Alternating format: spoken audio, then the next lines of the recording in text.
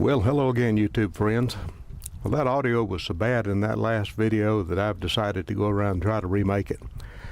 I think what happened there, the audio sounded fine on my camera. It sounded fine after I downloaded it to the computer and I played it on the computer.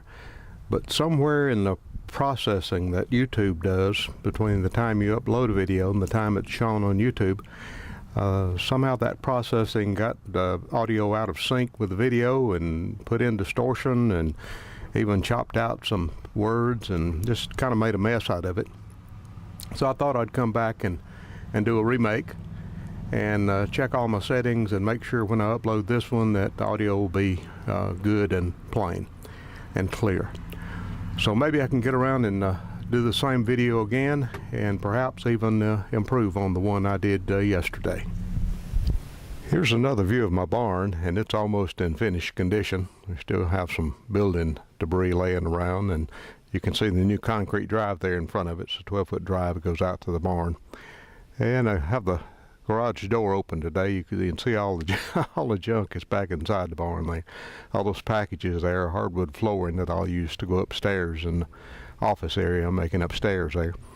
The plans for the barn downstairs will be kind of a shop area.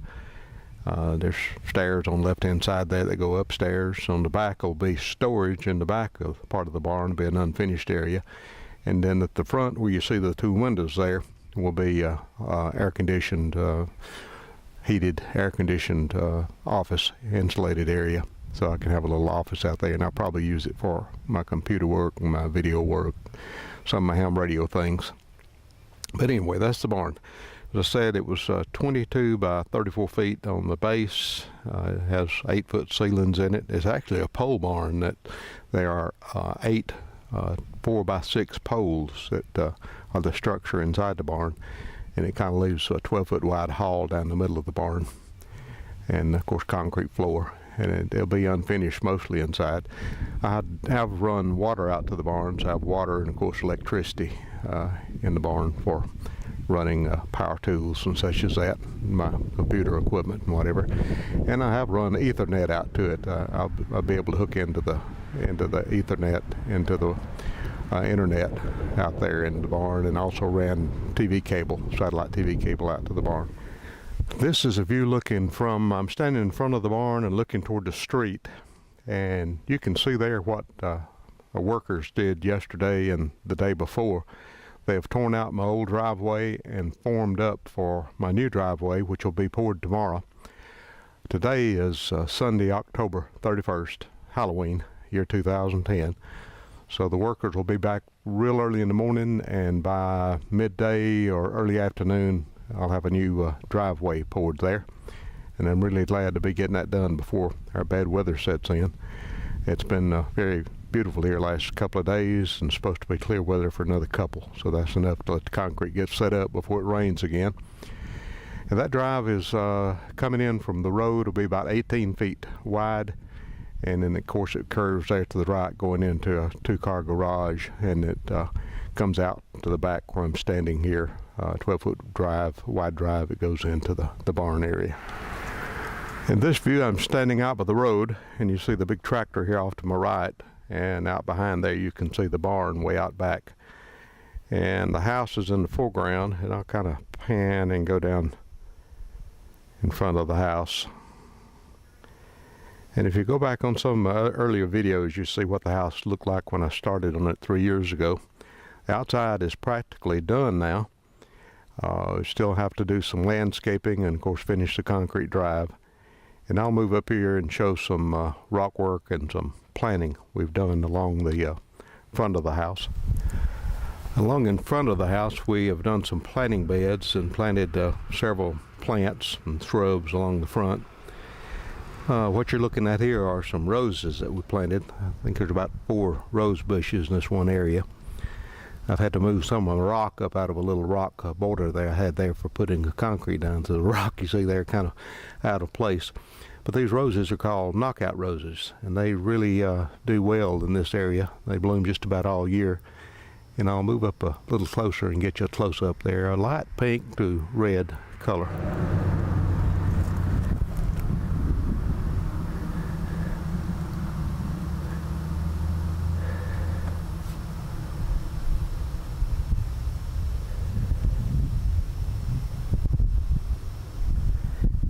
And you'll notice there, and you probably hear in the microphone, there's quite a little breeze blowing this afternoon. It's real warm here. It's probably up about 75 degrees and bright, sunny. October is a beautiful month here in northeastern Alabama, and today is no exception. But there you see one of the azalea blooms that we planted along the front here. These do pretty fair in this area. They don't bloom as big as they do in some places, but they do fairly good in this part of the country. And here's some more of the azaleas growing along this front brick wall. And these are a light pink color. I don't really know the name of the azaleas. There's several different varieties. And we have some hosta planted here in front, several of these plants across the front. And what you see in the background there, the mulch, is some pine straw from of our local pine trees. And here's another plant we're using in our planting beds. This is called variegated, I believe it is, monkey grass. And it's another common plant that grows around here. And this plant pretty well stays green year-round. You can see all the leaves that have fallen off of our tree. Our lot here has quite a few hardwood trees on it. And this time of year, they, of course, lose their leaves. So there's a lot of leaves laying around the yard. And here's some of the rock work we've done in front of the planting bed. These are some mountain stones that come from some of the local surrounding mountains. Make a real good border for the beds.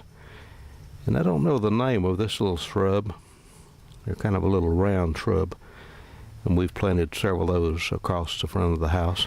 And I'll show you something here that we have just hundreds of in the front yard. I'm sitting under a hickory tree here, which is some of the natural trees that grow in this area.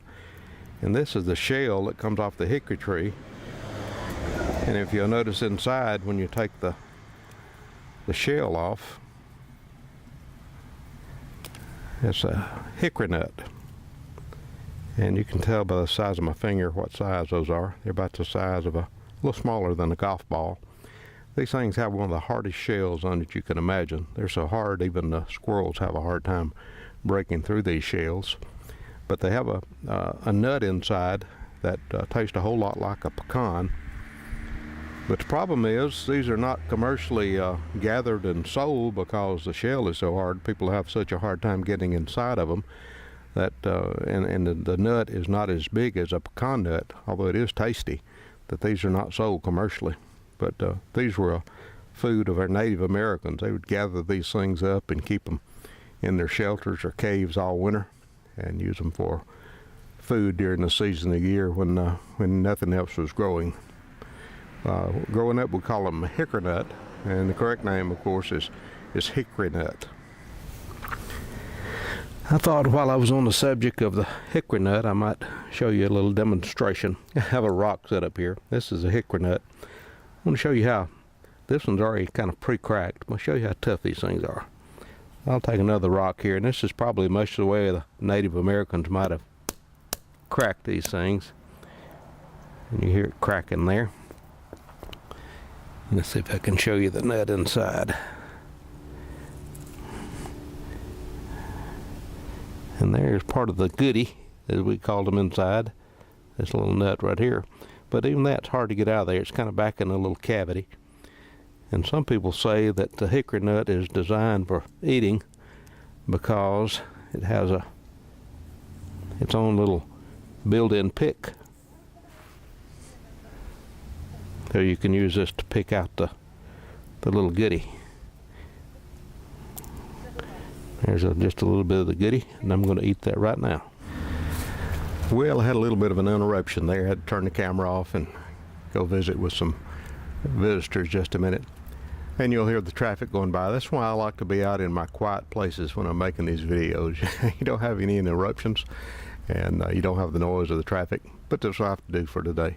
Anyway, I want to show you again the rest of that hickory nut that I just cracked open. And you can see inside there, if it's focusing okay, you can see inside that there's a pretty good little meaty nut inside the hickory nut. And as I said, the Native Americans fed on those things, but they are really hard to get into. The shells are hard. And I'll show you a little, reach down here and get something. Here's a leaf. You can see by the size of my face, that's a kind of a little branch off the hickory tree. And it's known in the fall of the year for its bright yellows. They spot up some, but they have a real bright yellow, greenish yellow leaf on them. And that's a hickory tree leaf. And there's several kinds of hickory trees. Some people have what they call shagbark hickories, and I don't know the correct name for ours. It's not a shagbark, but it is a hickory tree. And the hickory tree back in, reaching to get something else, the hickory tree back in the history of our country goes way on back. Matter of fact, one of our early presidents was called Old Hickory. And I don't know if you've ever heard, I think it was Andrew Jackson was called Old Hickory. And that name comes from being tough. If a person is tough, there's a saying around that as tough as a hickory tree, or as tough as a hickory limb. Matter of fact, a lot of our wooden handles that go in our farm equipment and yard equipment, like shovels and especially like sledgehammers and things that require a real hard, tough handle, are made out of hickory wood. And I want to show you one more use that is made out of a hickory tree. This is a hickory limb. You can see the length of it there. This is about 2 feet long. And in my early childhood, and a lot of early Southerners' childhood, this was called a hickory switch.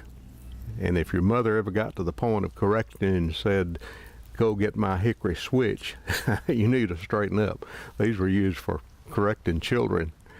And the reason they use these things, as I said there before, how tough these things are, I want to show you a little demonstration.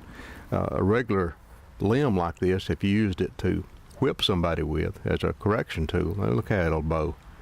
It's just real tough. And even if it won't break, I mean, you could really, our parents used to say, give you a wearing out.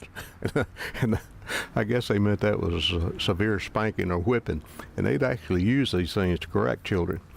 But you know what? Back in those days, they were less crime and juvenile delinquents than they are now. And I'm not encouraging capital punishment, but if you ever had a switching on your legs with a hickory switch, you knew not to do that same thing again, because these things would really leave stripes on your legs. But what I want to show you is how tough these things are. This little part of the branch right here, and this is about 1/4 inch in diameter. Now I can break it, but even when you break it, it is so tough that you can hardly pull it apart. You can see the fibers in that thing, and it's just very tough. Even the smaller parts out here, it'll bend and break, but then as far as pulling it apart, it's just almost impossible to do. So if you ever hear anybody say as tough as a hickory limb, or wonder why Andrew Jackson was called Old Hickory, that's the reason. It's just tough and hard to break. So that's the video for today, and I hope this one will upload and not be as noisy as the one yesterday. And I'll give it a try here in a few minutes and see. And I'll see you a little later on. And tell the children not to be bad enough to have to go out and get a hickory. They'll straighten up. They won't know what you're talking about probably, but now you do. See you later.